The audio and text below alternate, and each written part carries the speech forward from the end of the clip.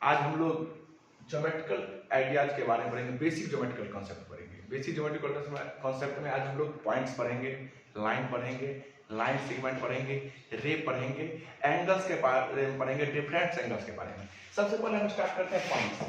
सबसे पहले हम स्टार्ट करते हैं आपको पॉइंट से। पॉइंट जो होता है पॉइंट्स का आप याद रखेंगे कि पॉइंट जो है सो पॉइंट्स में आपको लेंथ नहीं होता है,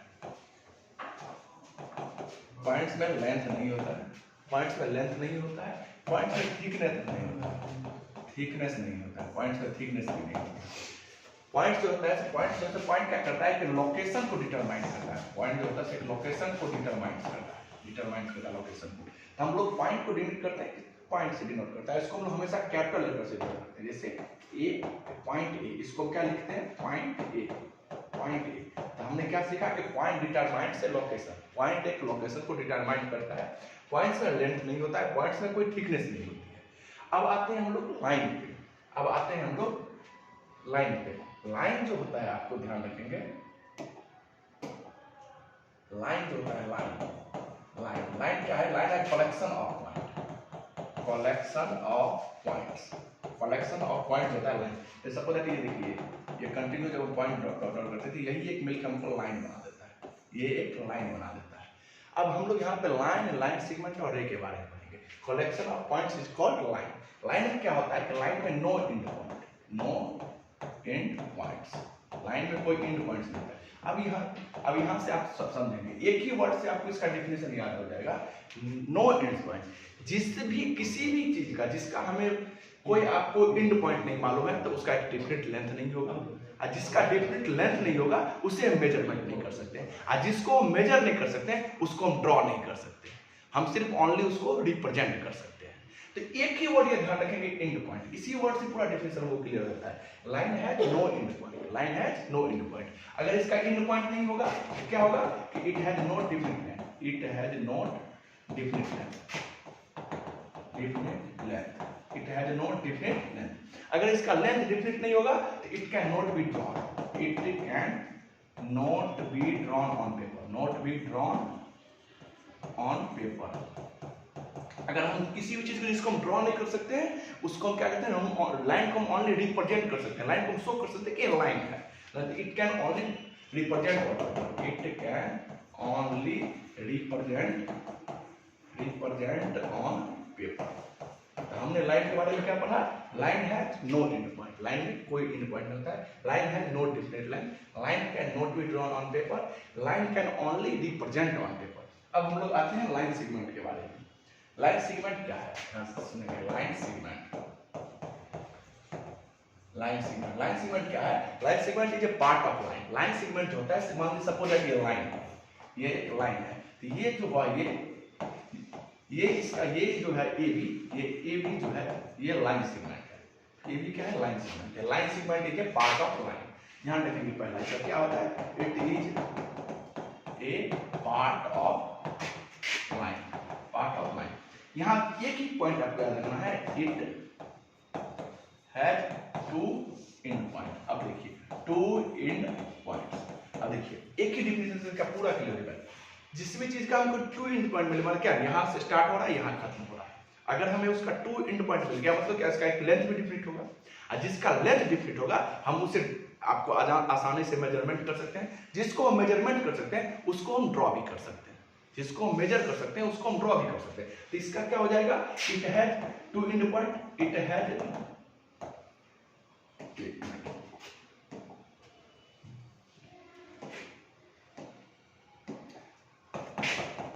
it has two end point, two end point। उसके बाद ध्यान रखेंगे it has definite length, definite length। और उसके बाद ध्यान रखेंगे सबसे बेटर क्या होता है कि it can be drawn on paper, it can be drawn on paper, drawn on paper। तो हम लोग लाइन को क्या करते हैं, पेपर पर ड्रॉ करते हैं। लाइन को जब कोई भी लाइन को जो हम आपको रिप्रेजेंट करते हैं, लाइन का सिंबल होता है कोई, जैसे ए भी एक लाइन है, ये ऊपर में ऐसे जाता है दोनों तरफ डॉट दे रहा था, ये लाइन का होता है। ये क्या होता है, ये लाइन होता है, लाइन सॉरी लाइन सेगमेंट होता है। अब हम लोग आएंगे रे पर, अब हम लोग आएंगे रे पर, रे। अब हम लोग पढ़ेंगे रे के बारे में। तो रे का क्या होता है कि रे has one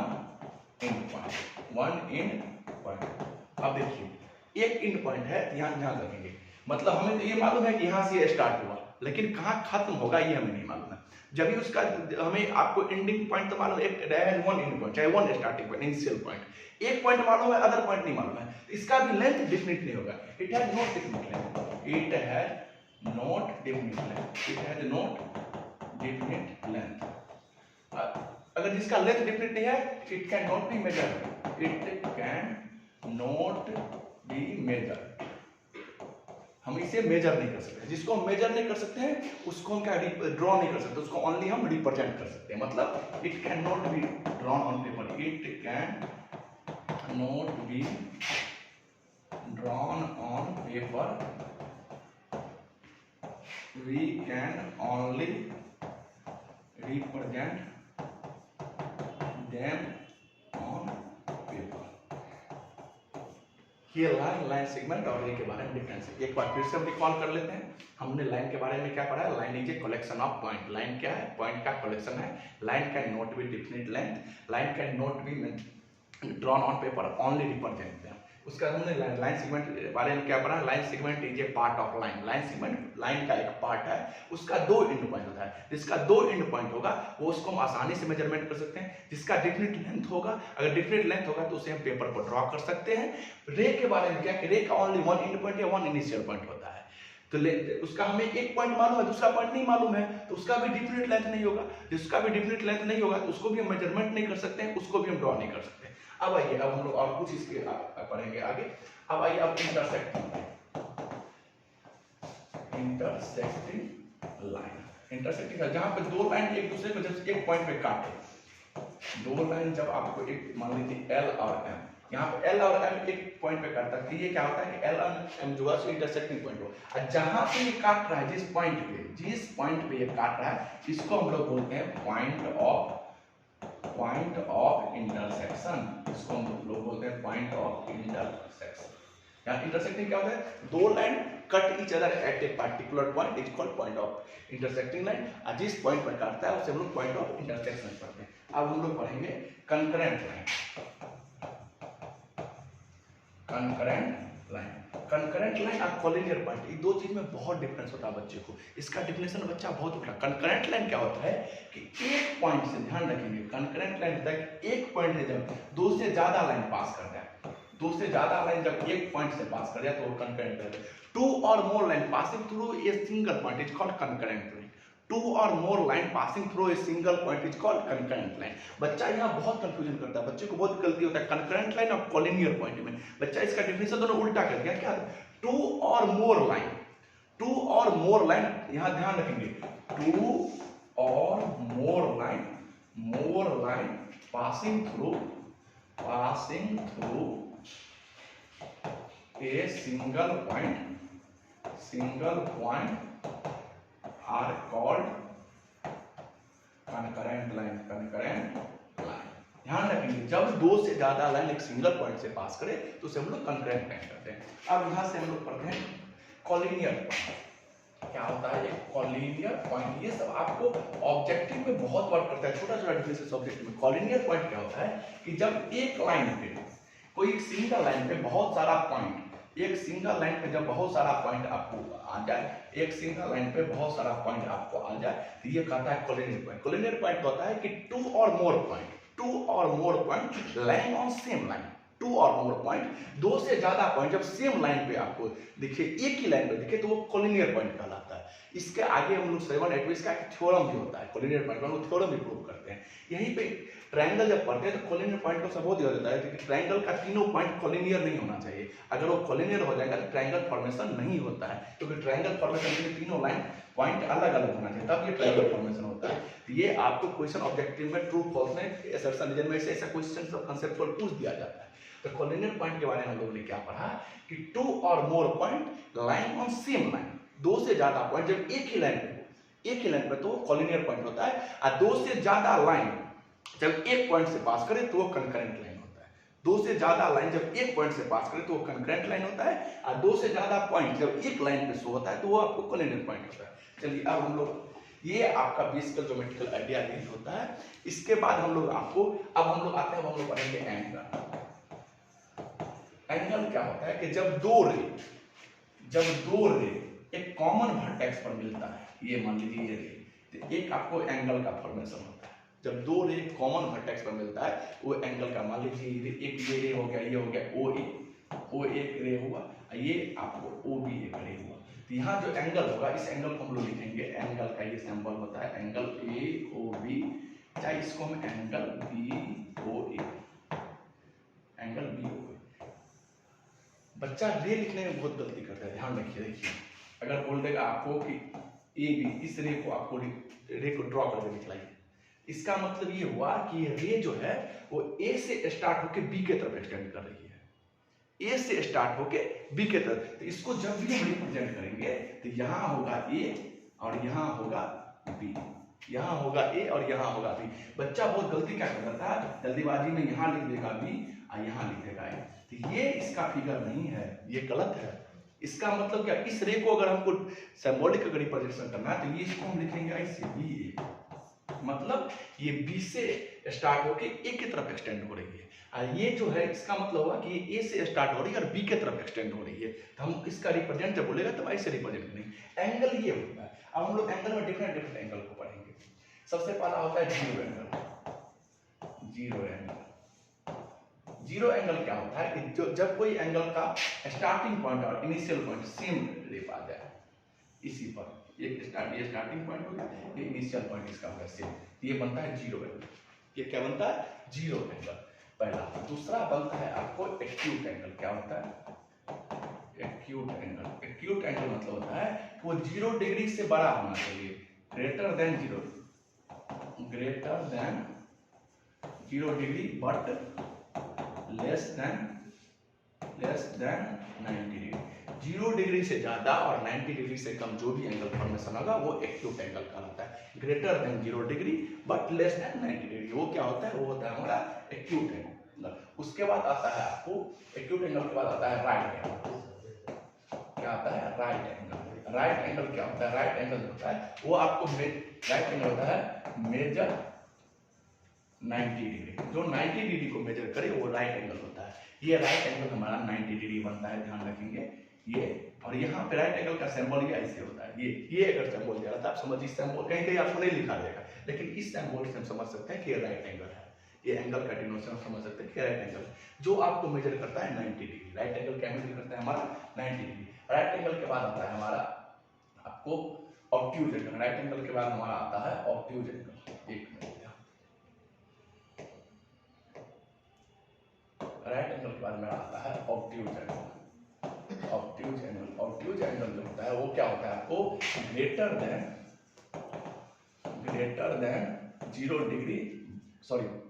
90 degree but less than 180 degree, मतलब वो 90 डिग्री से ज्यादा। ध्यान रखेंगे, जैसे यहाँ से हम एंगल बना रहे हैं, ये मेरा 90 हो गया, ये मेरा 90 हो गया, तो यहाँ से यहाँ 90 से ज्यादा, मतलब ये जो पूरा एंगल बनेगा ये पार्ट, ये ऑब्ट्यूज एंगल कहलाएगा। ये क्या कहलाएगा मेरा ऑब्ट्यूज एंगल, मतलब जो 90 से ज्यादा होगा और 180 से कम होगा। 180 नहीं होगा, ध्यान रखेंगे। यहाँ एक क्वेश्चन होता है कि सर 180 को हम क्या मानेंगे, वो ऑब्ट्यूज होगा? नहीं, 180 को हम ऑब्ट्यूज नहीं मानेंगे। 180 से कम मतलब 179.9 डिग्री तक आप ले सकते हैं। हम उसको 90 नहीं, 90.1 डिग्री से स्टार्ट करेंगे। 90 डिग्री एग्जैक्ट नहीं लेंगे, वो तो मेरा राइट एंगल हो गया ना। 90.1 से स्टार्ट होके 179.9 डिग्री तक जब हम ले लेंगे तो वो मेरा ऑब्ट्यूज एंगल में आता है। ये छोटी छोटी कंसेप्ट आपको आगे जाके बहुत हेल्पफुल होता है। ये छोटा छोटा कंसेप्ट आपको सब सीख के रखना होगा। ऑब्ट्यूज एंगल के बाद आता है मेरा रिफ्लेक्स एंगल। आता है रिफ्लेक्स एंगल। रिफ्लेक्स एंगल क्या होता है, जो आपको greater than 180 degree but less than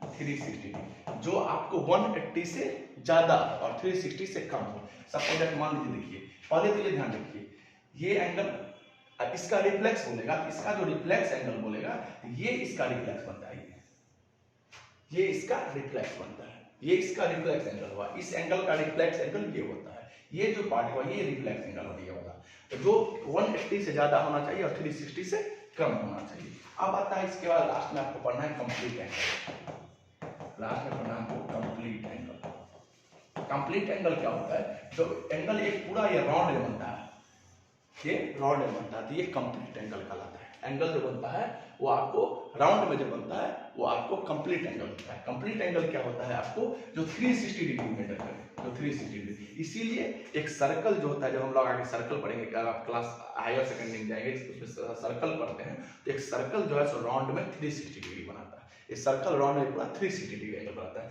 अब आप यहाँ पे एंगल में ही दो बहुत इंपॉर्टेंट हो, एक होता है कंप्लीमेंट्री, एक होता है सप्लीमेंट्री। यहाँ बहुत कंफ्यूजन होता है, ध्यान रखिए। देखिए कंप्लीमेंट्री एंगल, कंप्लीमेंट्री एंगल, और एक होता है आपको सप्लीमेंट्री, सप्लीमेंट्री एंगल।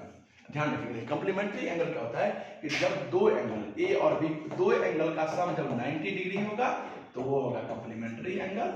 और जब दो एंगल का सम, मान लीजिए ए बी, इसका सम जब आपको 180 डिग्री होगा तो ये होगा आपको सप्लीमेंट्री एंगल। अब देखिए अब इसको याद कैसे करेंगे, बल्चा कंप्लीमेंट्री को सप्लीमेंट्री कर देता है, सप्लीमेंट्री को कंप्लीमेंट्री कर देता है, ये होता है। देखिए पहले अल्फाबेट में क्या आता है, ध्यान रखिए, पहले अल्फाबेट में आता है सी, पहले अल्फाबेट में क्या आता है सी, तो पहले आएगा 90 डिग्री, बाद में आता है एस, बाद में आएगा 180। अब ऐसे याद रखेंगे, जो सी छोटा है तो 90 छोटा है, एस बाद में आता है तो एस बड़ा है तो 180 बड़ा है। सी मतलब कंप्लीमेंट्री, तो सी पहले आया तो पहले 90 डिग्री होगा, एस मतलब सप्लीमेंट्री 180 बाद में आता है तो एस बाद में आएगा। सब ध्यान रखेंगे।